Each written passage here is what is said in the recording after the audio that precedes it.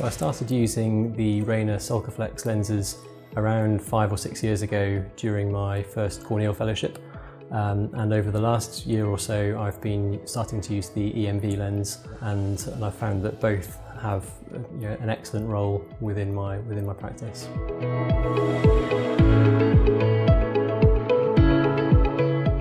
With trifocal lenses, they work extremely well in the perfect patient. So patients who have perfect ocular anatomy, they have realistic expectations and a strong desire for spectral dependence. But those patients really are in the minority, certainly in my practice, the patients that I see. And I think monovision, and certainly modest monovision, has a really significant role. And prior to the EMV coming along, modest monovision worked well, but you did have to explain to patients about neural adaptation and the fact that they would need reading glasses for close work. But with the EMV, what I'm seeing in my practice is that the neural adaptation process is faster.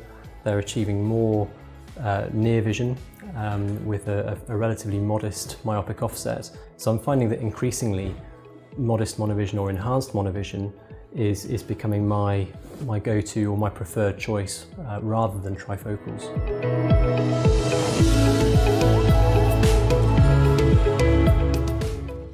So my preference when it comes to really trying to maximise spectacle freedom would be to go for modest monovision. So that's an offset of around 1.25 to 1.5 diopters between the eyes. And I do tell patients about that. I counsel them on what to expect. And I generally try to manage expectations as thoroughly as possible. And I do still talk about a period of neural adaptation and the potential need for reading glasses, really just to keep the expectations at a realistic level. But again, what I'm finding is that I'm now under-promising and over-delivering with that particular strategy. So that would certainly be my preferred option. Mini or micro monovision, sometimes I use it, but not frequently. But I have a lot of patients in my practice who don't have that desire for spectacle freedom, or certainly it's not one of their main motivators. They like the idea of both eyes being balanced for distance. And the really great thing about the EMV is that you can still use it for patients who desire balanced distance vision, but you're likely to achieve a bit of useful intermediate and near vision for them as well. Again, I don't really go into too much detail about that beforehand, but it's a pleasant surprise or a bonus for the patient afterwards when they find that yes, they've got excellent distance vision, but they can also see the dashboard in their car, or they can see the computer screen without needing glasses.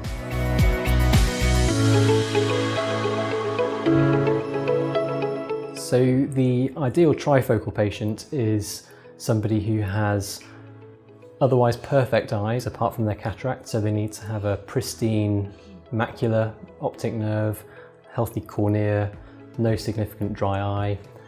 They need to have a strong desire for spectacle freedom and yet have realistic expectations and be a relatively relaxed personality. So as you can imagine, those patients don't come along all the time. They are in a minority. And I do use trifocals, but I'm very selective, and while I get good results through that careful selection process, they are the minority in my premium practice.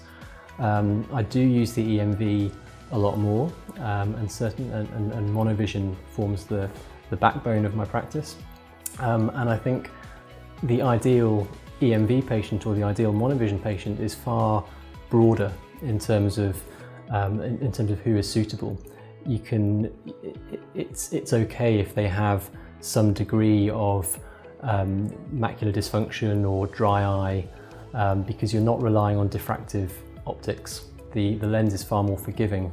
So I think the EMV really opens up a wider cohort of patients that would be suitable for this kind of strategy.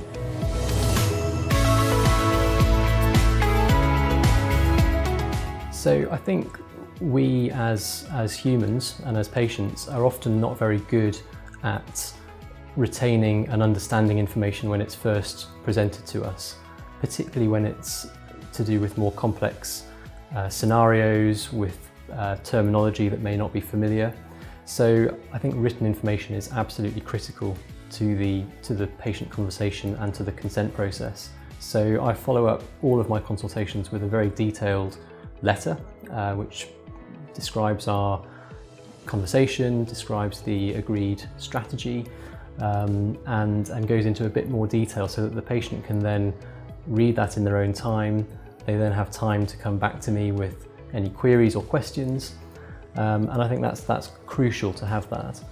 The other thing that can be really useful are diagrams and illustrations, and there are some excellent diagrams regarding monovision, enhanced monovision and bilateral emmetropia that really help to describe or illustrate to patients what they're likely to achieve with any given strategy.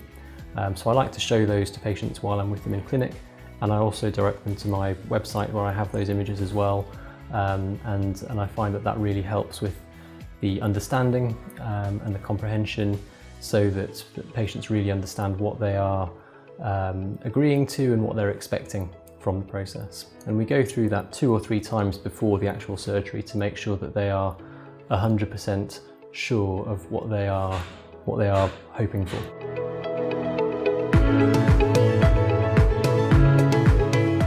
So I think the first thing for any standard cataract or lens surgeon who's wanting to become a premium cataract and lens surgeon or a refractive cataract surgeon is to really become familiar and expert in the basics first. And one of the fundamentals is managing astigmatism, because with residual astigmatism, many refractive strategies are going to be less successful. So I'd really advise developing a thorough understanding of astigmatism and toric lenses, toric calculations, and IOL calculations generally before embarking on more complex strategies. Trifocals can be fantastic and they're very tempting, but they are less forgiving, and the patient selection is crucial. The measurements beforehand, the preoperative conversation and the consent process is crucial, and there's far less leeway for any residual refractive error. So on the other hand, strategies like monovision are far more forgiving, and I would generally encourage somebody who's embarking on a refractive cataract practice to maybe start with monovision first, because I think you'll find that there's more flexibility, residual refractive error is tolerated more, patients are, there are fewer issues in terms of dysphotopsia, the consent process still needs to be rigorous, but perhaps less so than with a diffractive option. So that would be my chain really, to start with the basics, calculations and astigmatism, then monovision, and then if you want to, progress to trifocals.